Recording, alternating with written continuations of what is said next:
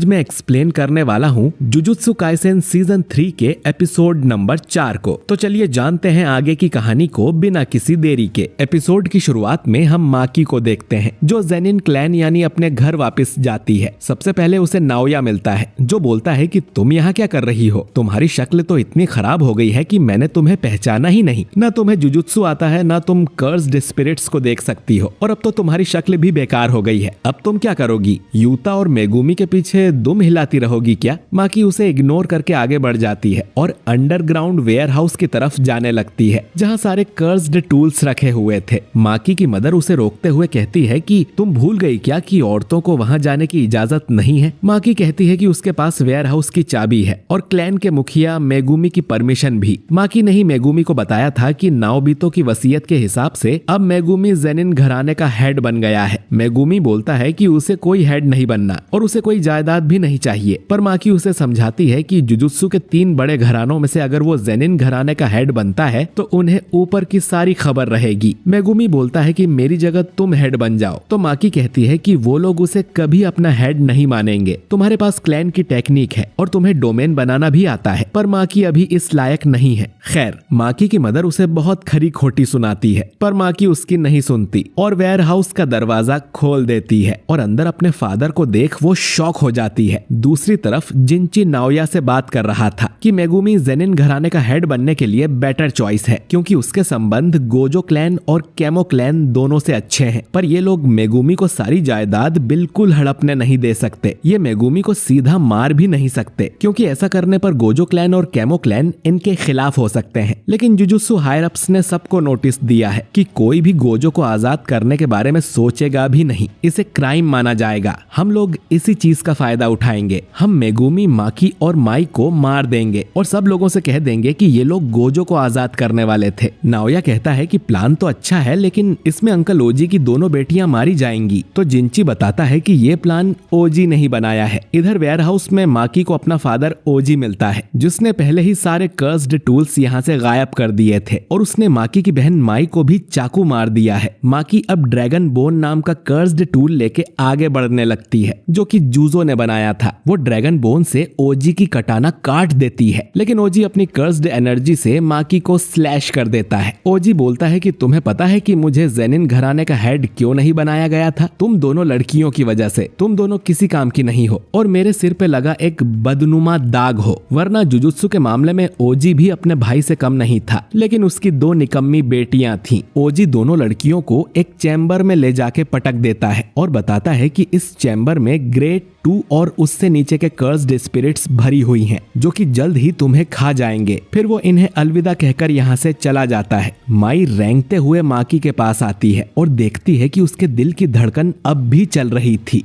फिर वो माकी का मुंह खोलकर उसे अपनी सांसें देने लगती है। माकी की आंखें एक ड्रीम जैसी जगह में खुलती हैं, जैसे उसे किसी ने डूबने से बचा लिया हो। माई अपनी कर्स्ड एनर्जी से कुछ भी बना सकती है, पर उसके अंदर कर्स्ड एनर्जी इतनी कम है कि वो दिन भर में बस एक बुलेट ही बना पाती है। माई माकी से कहती है कि वो उसे कुछ बना के देगी लेकिन इसमें उसकी जान चली जाएगी। माकी को कुछ समझ नहीं आता और वो माई को रुकने बोलती है। माई अब बताती है कि उन दोनों का जुड़वा होना ही माकी की कमजोरी का कारण है। माकी के पास हेवनली रेस्ट्रिक्शन तो है लेकिन फिर भी वो कभी तोजी जितनी पावरफुल नहीं बन सकती क्योंकि जुजुत्सु की दुनिया में जुड़वा लोगों को एक इंसान ही माना जाता है। क्योंकि माई के पास कर्स्ड टेक्निक है, इसलिए माकी को हेवनली रेस्ट्रिक्शन का पूरा फायदा नहीं मिल रहा है। लेकिन अगर माई मर गई तो अपने साथ वो अपनी कर्स्ड टेक्निक भी ले जाएगी जिससे माकी को हेवनली रेस्ट्रिक्शन का पूरा फायदा मिलेगा। माई माकी को कुछ देते हुए बोलती है कि एक वादा करो, सब कुछ तबाह कर देना। माकी होश में आती है और देखती है कि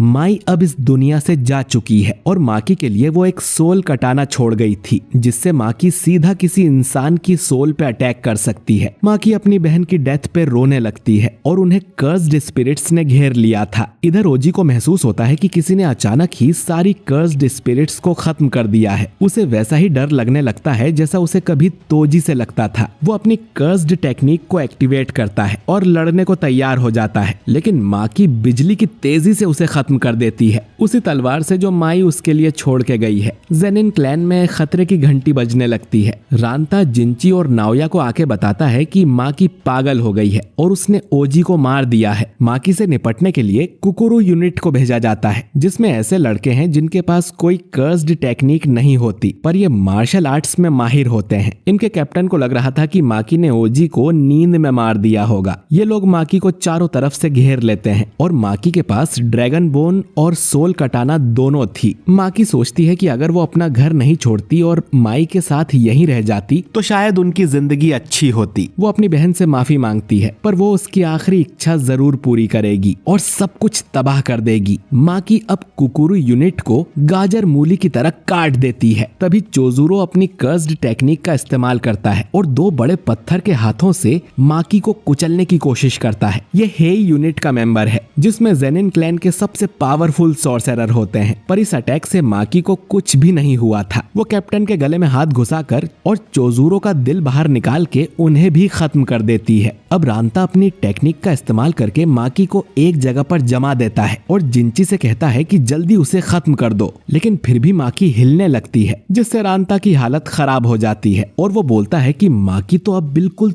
तोजी जितनी पावरफुल हो गई है। तोजी चाहता तो जेनिन क्लैन का सफाया कर सकता था, लेकिन अगर उन्होंने माकी को नहीं रोका तो ये जरूर उनका खात्मा कर देगी। जिंची अब अपना अटैक करता है और आसमान से ढेर सारे पंचेस माकी के ऊपर गिराता है, जिससे यहाँ बड़ा धमाका होता है। रांता को लगता है कि वो लोग जीत गए, पर घायल होने की वजह से वो जिंदा नहीं बचता। पर हम देखते हैं कि माकी तो बिल्कुल ठीक थी। उसके हाथ में जिंची था, जिसे वो नदी में बहा देती है। नाओया ये देख बोलता है कि तुम्हारे सीने में दिल नहीं है क्या? तो माकी बोलती है कि नहीं, माई अपने साथ उसके दिल को भी ले गई है। नाओया जब छोटा था तभी से उसकी बहुत तारीफें होती थी और सबको पता था कि बड़े होके ये ही जेनिन क्लैन का हेड बनेगा। वो तोजी के बारे में भी सुना करता था कि वो एक लूजर है जिसके पास कोई कर्स्ड एनर्जी नहीं है। नाओया भी ऐसे लूजर की शक्ल देखना चाहता था, लेकिन जब उसने तोजी को पहली बार देखा तो उसका शरीर कांप गया था। अब माकी भी तोजी जितनी पावरफुल हो गई है और उसने जेनिन क्लैन का सफाया कर दिया है। बस नाओया ही बाकी रह गया है। नाओया माकी पर सुपर स्पीड से अटैक कर देता है और वो उसकी मूवमेंट्स को गिनने लगती है। नाओया कहता है कि कमजोर को ताकतवर के बारे में हमेशा पता होना चाहिए। तोजी को अगर सच में किसी ने समझा है तो वो मैं हूँ और गोजो,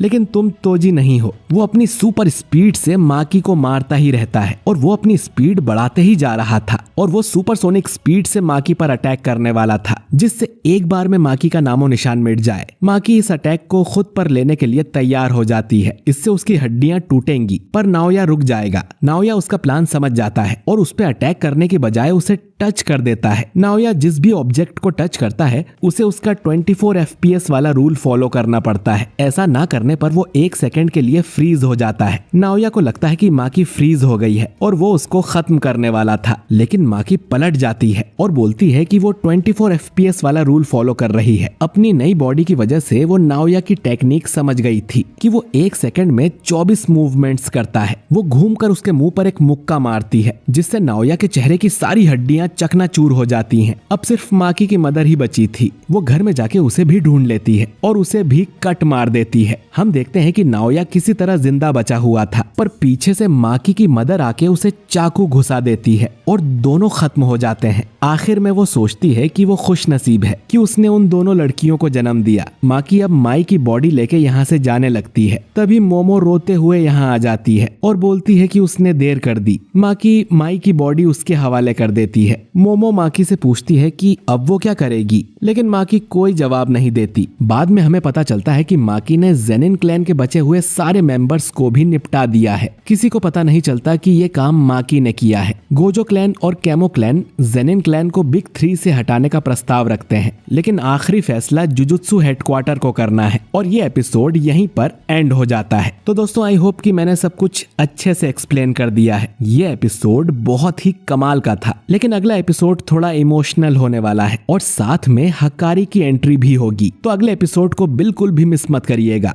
वीडियो अच्छा लगा हो तो इसे लाइक और शेयर कीजिए, कमेंट करके